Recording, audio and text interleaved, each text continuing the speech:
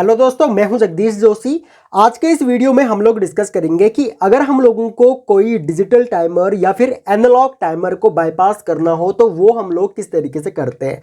अब जो हम लोगों के डिजिटल टाइमर या एनालॉग टाइमर या फिर नॉर्मल टाइमर जो होते हैं हम लोगों के, वो हम लोग यूज़ करते हैं अपने आउटपुट को किसी पर्टिकुलर टाइम पे ऑन या ऑफ करने के लिए। ओके, ये आपके ऑटो में भी हो सकते हैं, जैसे कि ये जो डिजिटल टाइमर है मेरे पास या फिर टाइम स्विच ये जो टाइमर है मेरे पास, ये क्या काम करता है, इसको आप लोग किसी पर्टिकुलर टाइम पे अपने किसी भी आउटपुट को ऑन या ऑफ ऑटोमेटिक करवा सकते हो 24/7, यानी कि हफ्ते के 24 घंटे कभी भी आप लोगों को एक बार इसकी प्रोग्रामिंग कर देनी है और वापस से फिर आप लोगों को ऑन ऑफ अपने आउटपुट को करने की ज़रूरत नहीं है। ये ऑटोमेटिक ही आपके आउटपुट को ऑन या ऑफ कर देगा आपके प्रोग्रामिंग के अकॉर्डिंग, या फिर जो भी आपने इसमें पैरामीटर सेट कर रखे होंगे उसके अकॉर्डिंग। लेकिन कई बार क्या होता है कि हमको अपने आउटपुट को मैनुअल भी ऑन करना पड़ता है। हालांकि ये जो टाइमर है मेरे पास, इसमें ऑप्शन है कि मैं अपने आउटपुट को मैनुअल में भी ऑन कर सकता हूं,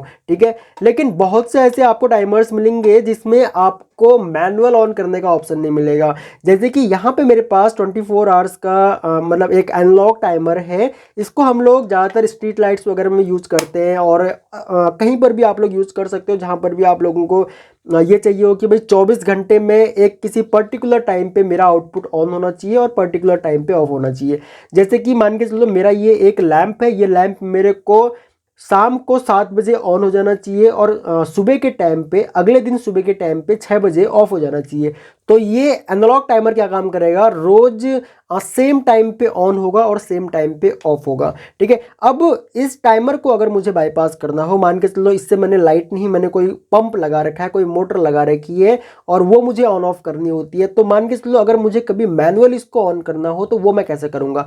इस टाइमर में मुझे ऐसा कोई ऑप्शन नहीं मिलता है जिससे कि मैं अपने आउटपुट लोड को यहाँ पे मैनुअली चला सकूं या फिर इस टाइमर को मैं बाईपास कर सकूं। ओके, मतलब इसके आउटपुट को जो भी इसमें पैरामीटर्स डले हुए हैं इसको मैं बाईपास कर सकूं। कुछ इस टाइप के भी टाइमर्स मिलेंगे आप लोगों को। ये प्रोग्रामेबल टाइम स्विच है, ये सेम ऐसा ही है, ठीक है। जो फीचर्स इसमें है सेम इसी तरीके से इसमें भी फीचर्स है। इसको भी हम लोग मैनुअल चला सकते हैं। ओके, यहाँ पर भी आपको ऑप्शन मिल जाएगा कि आप मैनुअल अपने लोड को ऑन या ऑफ कर सकते हो। इस टाइम स्विच के बारे में मैं डिटेल वीडियो एक बना चुका हूं, अगर आपने वो वीडियो नहीं देखी है तो आप लोग एक बार उस वीडियो को भी देख सकते हो। सेम इसी तरीके से और भी हम लोगों के बहुत से टाइमर्स होते हैं जिनको हमें कई बार बाईपास करना पड़ जाता है। तो यहाँ पे देखो हम लोग बाईपास किस तरीके से करेंगे, बहुत सिंपल सा प्रोसेस होता है बाईपास करने का।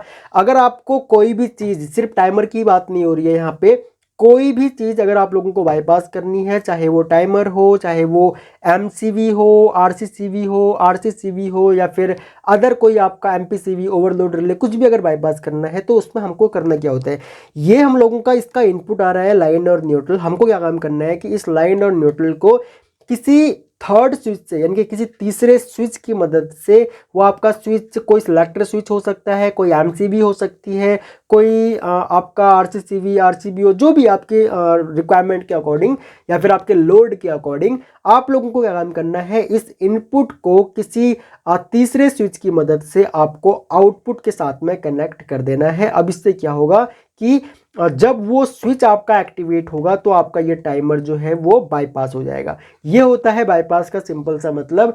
अब अगर मान के चलो मुझे इसको बाईपास करना है, मुझे ये जो यहाँ पे हम लोगों ने ब्रेकर लगा रखा है ये भी बाईपास करना है, ये भी बाईपास करना है। अगर मुझे सिर्फ इसको बाईपास करना है तो मैं क्या काम करूँगा, इस ब्रेकर के आउटपुट से मैं 2 वायर लूँगा। एक जो भी मैं यहाँ पे एमसीवी या सिलेक्टर यूज करना चाहता हूँ उसमें यूज करूँगा, उसके आउटपुट से मैं सिंपली यहाँ पे दे दूँगा आउटपुट में, और ये मेरा बाईपास हो जाएगा।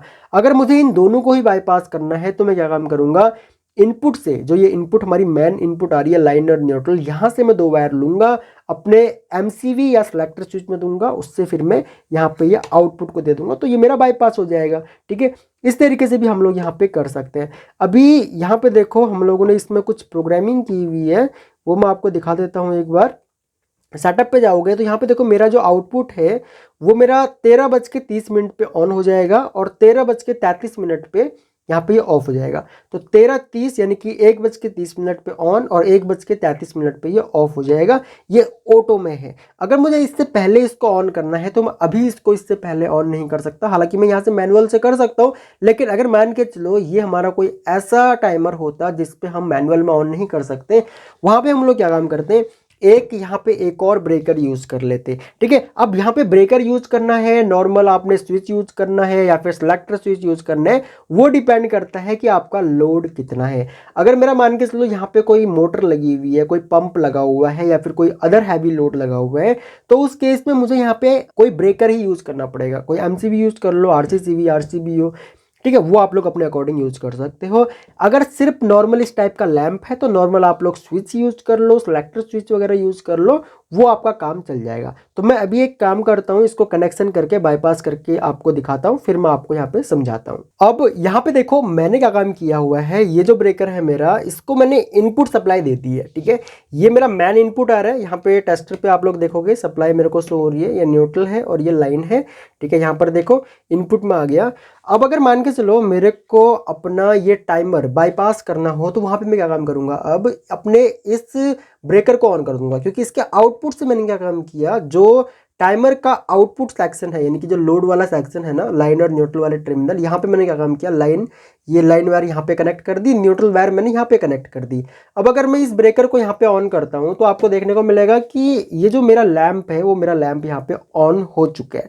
ठीक है, अब यहाँ पे हम लोगों ने क्या काम किया, हम लोगों ने अपने इस टाइम स्विच को या फिर इस टाइमर को हम लोगों ने यहाँ पे बाईपास कर दिया। ठीक है, एक तो हम लोग इस तरीके से यहाँ पे कर सकते हैं, दूसरा इसकी जगह पे अगर मैं चाहता तो इस तरीके से मैं यहाँ पे एक सिलेक्टर स्विच यूज कर सकता था। ठीक है, ये रोटरी स्विच है। ठीक है, मैं इस रोटरी स्विच को यहाँ पे यूज कर सकता था, या फिर अगर मेरा मान के चलो नॉर्मल लोड है, अगर मुझे सिर्फ लैंप को ही ऑन ऑफ करना है तो मैं इस तरीके से सिलेक्टर स्विच को भी यूज कर सकता था। ठीक है, सिलेक्टर स्विच आपका 1 पोजीशन में भी हो सकता है और 2 पोजीशन में वाला सिलेक्टर स्विच भी हो सकता है, या फिर आप लोग नॉर्मल एक जो हमारे नॉर्मल स्विच होते हैं टॉगल स्विच या इस तरीके से, उनको भी आप लोग यूज कर सकते हो। सो आई होप कि आप लोगों को समझ में आया होगा। बेसिक सा टॉपिक है बट काफ़ी इंपॉर्टेंट है। ठीक है, इस तरीके से आप लोग किसी भी टाइमर को बाईपास कर सकते हो। बाकी अगर आप लोगों का कोई भी डाउट हो इस टॉपिक से रिलेटेड तो आप लोग वीडियो के नीचे कमेंट सेक्शन में हमें बता सकते हो। हम लोग आपके सारे कमेंट्स पढ़ते हैं और रियली हम लोग काफ़ी मोटिवेट होते हैं आपके फीडबैक्स पढ़ करके। अगर आप लोग इस चैनल पर न्यू हो तो चैनल को आप लोग सब्सक्राइब कर लो, बगल में जो बेल आइकन है उसको भी ऑन कर लेना, ताकि आपको हमारी सभी न्यू वीडियोस का नोटिफिकेशन लगातार मिलता रहे। सो इस वीडियो लेक्चर में इतना ही गाइस, थैंक्स फॉर वॉचिंग। मिलते हैं अपने नेक्स्ट वीडियो लेक्चर में।